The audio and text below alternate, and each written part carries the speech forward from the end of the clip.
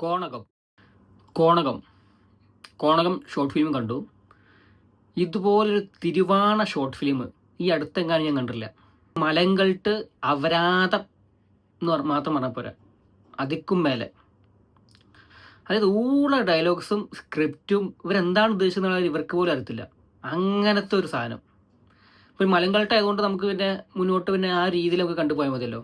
ഈ short film സ്റ്റാർട്ടാവുന്നത് ഒരു കൊച്ചിയിലെ ഒരു ഗ്രാമം എന്ന് കാണിച്ചുകൊണ്ടാണ്. ഒരു ഹെലിക്യാം ഷോട്ടാണ്. ആ ഷോട്ട് ഇങ്ങനെ രാത്രി ഇറങ്ങി വന്നിട്ട് ഒരു ടെറസിൻ്റെ മുകളിലേക്ക് ഷോട്ട് വരുന്നത്. ഷോട്ട് കാണിക്കുന്നത് ഒരാളെ കാണിച്ചുകൊണ്ടാണ്. ഒരു ട്രാക്ക് സൂട്ടൊക്കെ ഇട്ടിട്ട്, ഒരു റെയിൻ കോട്ടൊക്കെ ഇട്ടിട്ട്, തലയിലൊരു ഹെൽമെറ്റും ഉണ്ട്, കയ്യിലൊരു പപ്പടക്കോലിയുടെ ആൾ വരുന്നത്. ഇയാളെ പണി പറഞ്ഞാൽ ഈ രാത്രി ടെറസിന് മുകളിൽ വന്നിട്ട്, അത് ഹോസ്റ്റൽ ടെറസാട്ടോ, ടെറസിന് മുകളിൽ വന്നിട്ട് ജെട്ടി അടിച്ചു മാറ്റുന്ന പരിപാടിയാണ്. അത് ജെട്ടിക്കളം തന്നെ. അതായത് കള്ളൻ്റെ വേഷം പറഞ്ഞാൽ പഴയ നസീർ പടത്തിൽ കളമൊരു വരത്തില്ലേ, അതുപോലത്തെ ഒരു മലങ്കൾട്ട ഐറ്റം. അത് കണ്ടപ്പോഴേ തോന്നി ബാക്കി എങ്ങോട്ടതിന് പോകണം എന്നുള്ള കാര്യം. കള്ളൻ ആരാന്ന് ഞാൻ പറഞ്ഞില്ല. കള്ളൻ ക്ലൈമാക്സ് കാണിക്കുന്നത് ട്വിസ്റ്റാണ്. അപ്പോൾ അത് കണ്ടവർക്ക് അറിയാൻ പറ്റും. ട്വിസ്റ്റ് ഞാൻ ഇതിൽ അവസാനം പറയുന്നുണ്ട്. എല്ലാ ദിവസവും ടെറസിന് മുകളിൽ വന്നിട്ട് കഴുകി ജെട്ടി അടിച്ചുകൊണ്ട് പോകലാണ് പരിപാടി. ഭയങ്കര പണലാണ്. പണൽ പരിപാടി വേറെ ഉണ്ട്.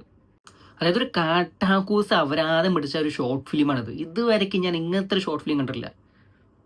പിന്നെ മലങ്കൾട്ടാൻ പിന്നെ ഉറപ്പിച്ചു കഴിഞ്ഞു. പിന്നെ ആ ഒരു രീതിയിൽ അങ്ങ് ഇരുന്ന് കാണുക മാത്രമേ ഉള്ളൂ, വേറെ പരിപാടി. അത് കഴിഞ്ഞിട്ട് പിന്നെ ഒരു ദാരിദ്ര്യം പിടിച്ച വീട് കാണിക്കുന്നുണ്ട്. അതായത് വീട്ടിൽ കറണ്ടും ഇല്ല, മൊബൈൽ ഫോണും ഇല്ല, ടി വി ഇല്ല, ഒന്നുമില്ല. ഏത് കാലഘട്ടം കാണിക്കുന്നില്ല. എനിക്ക് 1820 മുമ്പുള്ള പരിപാടി തോന്നുന്നുണ്ട്.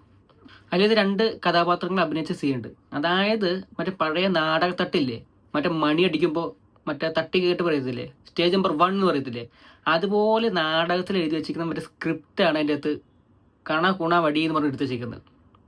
അതിൻ്റെ അകത്ത് ഒരുത്തം കാണിക്കുന്നുണ്ട്, നായകനാണ് ഇതിൻ്റെ അകത്ത്. അവൻ നന്നായിട്ട് അഭിനയിച്ചിട്ട് അടിപൊളിയായിട്ട് അഭിനയിച്ചിട്ടുണ്ട്. ഈ ഷോർട്ട് ഫിലിമിൻ്റെ അകത്ത് കൊള്ളാവുന്ന ഒരുത്തൻ ഇവൻ മാത്രമാണ്. പേരറിയില്ല, പക്ഷെ അടിപൊളിയായിട്ട് അവിടുത്തെ അഭിനയിച്ചിട്ടുണ്ട്. നമ്പൂതിരി സീനാണ് ഇതിനകത്ത് എടുത്തിരിക്കുന്നത് കേട്ടോ. അടിപൊളിയാണ്. പൂജാരിയുടെ സീനാണ് കിടലനായിട്ടിട്ട്. അവൻ്റെ സീൻ ഒഴികെയുള്ള ബാക്കി എല്ലാ സീനും കാട്ടവരത പിടിച്ച സീനാണ്. അങ്ങനെ ഈ നമ്പൂരി നമ്മുടെ പൂജാരിക്ക് ഒരു ലെറ്റർ വരികയാണ്. ഇവർക്ക് ഫോണൊന്നുമില്ലല്ലോ, അപ്പോൾ ഇവർക്ക് ലെറ്റർ വരികയാണ്. ഇവരുടെ ഫ്രണ്ട് ദേവൻ, ദേവജിയല്ല ദേവൻ കത്ത് അയച്ചിട്ടുണ്ട്. ആ കത്തിൽ പറയണത് എറണാകുളത്തൊരു ജോലി സെറ്റായിട്ടുണ്ട്, നീ വേഗം പോരെന്ന് പറയുന്നത്. അങ്ങനെ അവൻ എന്ത് ചെയ്യാന്ന് ഈ വീട്ടിൽ നിന്ന് പോന്നിട്ട് നേരെ എറണാകുളത്ത് വണ്ടി പിടിക്കുകയാണ്. പിന്നെ കാണിക്കുന്നത് വൈറ്റിലെ ജംഗ്ഷനാണ്. അതായത് ദേവജിനെ കാണാൻ വേണ്ടിയിട്ട് നമ്മുടെ നമ്പൂരിപ്പുറം പോവുകയാണ് അങ്ങോട്ട്. അവൻ്റെ ശബ്ദം, അതായത് നമ്മുടെ ദേവൻ്റെ ശബ്ദം പറഞ്ഞാൽ നമ്മുടെ വിനായകൻ്റെ ശബ്ദം പോലെയാണ്. നല്ല അടിപൊളിയാണ്, നല്ല ശബ്ദമാണ് കേട്ടോ, കൊള്ളാം. അവൻ്റെ അഭിനയം കൊള്ളാം. അങ്ങനെ ഈ ദേവൻ ഇവനെ കൂട്ടിയിട്ട് ഇവൻ്റെ ഹോസ്റ്റലിൽ കൊണ്ടാക്കാൻ വേണ്ടി പോവാണ്. ഇവനാണല്ലോ ജോലിക്ക് കൊടുത്ത്. അങ്ങനെ ഹോസ്റ്റലിലേക്ക് കൊണ്ടാക്കാൻ വേണ്ടി പോവാണ്. അപ്പോൾ ഹോസ്റ്റലിലേക്ക് പോകാൻ നേരത്തെ ഇവർ പറയുന്നുണ്ട്, ഒരു കുണ്ടൻ ജോസ് ഉണ്ട് അവിടെ, കുണ്ടൻ ജോസിനെ കൊണ്ട് ഞാൻ പരിചയപ്പെടുത്തി തരാം, അവിടെ പോയി കണ്ടാൽ മതി പറയുന്നുണ്ട്. പിന്നെ ഇതിനകത്ത് കാണിക്കുന്ന ഇൻട്രോ ആണ്, കോക്കിൻ ഇൻട്രോ. കംപ്ലീറ്റ് ആക്ടർ കോക്കാച്ചിയുടെ ഇൻട്രോ കാണിക്കുന്നുണ്ട്. കോക്കാച്ചിയുടെ ഫസ്റ്റ് ഷോട്ട് കാണിക്കുന്ന ഒരു ഓഫീസിനകത്താട്ടോ. അതൊരു സിസ്റ്റത്തിൻ്റെ ഫ്രണ്ട് നിന്നിട്ട് കീബോർഡ് ടൈപ്പ് ചെയ്യുക. സിസ്റ്റം ഓഫാണ്, കീബോർഡ് ടൈപ്പ് ചെയ്യുന്നുണ്ട്. കീബോർഡിൽ മറ്റേ അടിച്ച് പഠിക്കാൻ പോകുന്നുണ്ട് ആള്. അടിപ്പരിപാടിയാണ് മൊത്തം നടക്കാൻ വേണ്ടി പോകുന്നത്. ഫസ്റ്റ് ഷോട്ട് കേട്ടോ. അപ്പോൾ എനിക്ക് തോന്നിയ സീന് ഈ ഓഫീസ് കണ്ടപ്പോൾ എനിക്ക് തോന്നിയത് എന്താണെന്ന് അറിയോ, അതായത് കമ്പ്യൂട്ടറും ഇവർ ചെയറൊക്കെ ഫ്ലിപ്കാർട്ടിൽ നിന്ന് ഒരു ഓർഡർ തോന്നുന്നുണ്ട്. കവറൊന്നും പൊട്ടിച്ചില്ല. എനിക്കൊന്ന് ഈ ഷോർട്ട് ഫിലിം തീർത്ത് കഴിഞ്ഞാൽ നേരെ റിട്ടേൺ അയക്കാനുള്ള പരിപാടി തോന്നുന്നുണ്ട്.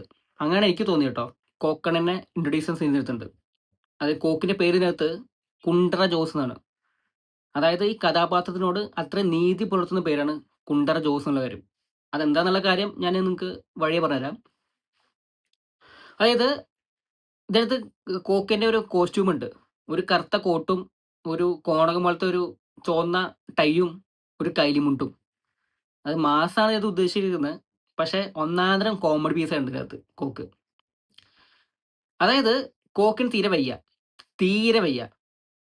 കോക്കിനറിയാം ഈ റൂമിനകത്ത് ഇരുന്നിട്ട് കൊണടിക്കുന്ന പോലല്ലോ അഭിനയിക്കുന്ന കാര്യം എന്ന് പറയുന്നത്. ഡയലോഗ് ഡെലിവറിയൊക്കെ ഭയങ്കര മോശമായിരുന്നു, അസഹനീയം. പിന്നെ കഥ മുന്നോട്ട് അങ്ങനെ അങ്ങ് പോവുക. പിന്നെ എങ്ങനെയെങ്കിലും ഈ അപരാധം തീർത്താൽ മതി എന്ന് പറഞ്ഞിട്ടാണ് പിന്നെ പൊയ്ക്കൊണ്ടിരിക്കുന്നത് ഷോർട്ട് ഫിലിം. നമ്മളാണെങ്കിൽ പിന്നെ മലങ്കൾട്ട് കണ്ടിട്ട് അതേ മൂഡിൽ നമ്മൾ ഇരിക്കുകയാണേ. അങ്ങനെ പടം ക്ലൈമാക്സിനോട് അടുപ്പിച്ചെത്താറായി.